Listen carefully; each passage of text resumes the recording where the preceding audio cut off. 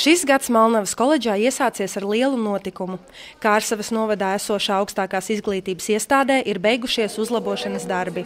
Pateicoties Eiropas struktūra fondu finansējumam, vairāk nekā 1,5 miljonu latu apmērā, izdevās pilnībā atjaunot koledžas telpas, iepirkt mācību grāmatas un jaunus modernas mācību procesam nepieciešamas tehnoloģijas. Un ko tu šodien taisi? Kas tā ir pa mašīnu?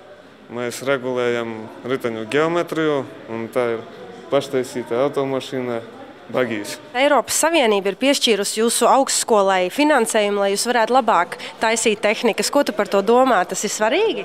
Tas ir ļoti svarīgi, tāpēc, ka jauniešiem vajag iemācīties strādāt ar jaunāko tehnoloģiju, kas tagad ir daudzos autoservisos. Edgars nav vienīgais, kurš novērtē iespējas apgūt jaunas tehnoloģijas un mācīties modernās auditorijās.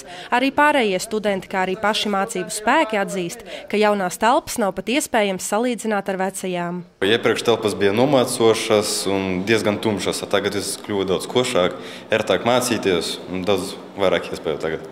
Šīs telpas nemaz nevar pazīt, salīdzinot ar to, kas bija šeit. Jūs jau tur koridorā droši vien bildes redzējāt. Melnavas koledžas direktors Juris Bazovičs par savas koledžas jauno veidolu un iespējām lepni dalās ar sadarbības partneriem un atbalstītājiem.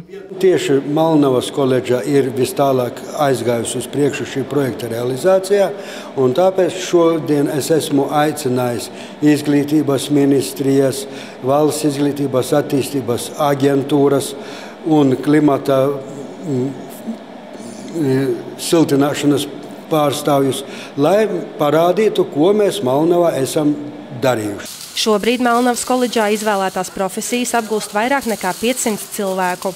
Koledžas darbam modernizējoties, audzēkņiem būtiski paplašinās iespējas, realizējot savus izglītības un praktisko darbu projektus. Pateicoties finansiālam atbalstam un sadarbībai ar citām augstskolām, Melnavas koledža var atļauties būvēt šādas tehnoloģijas un attīstīt savus skolniekus un studentus tālāk.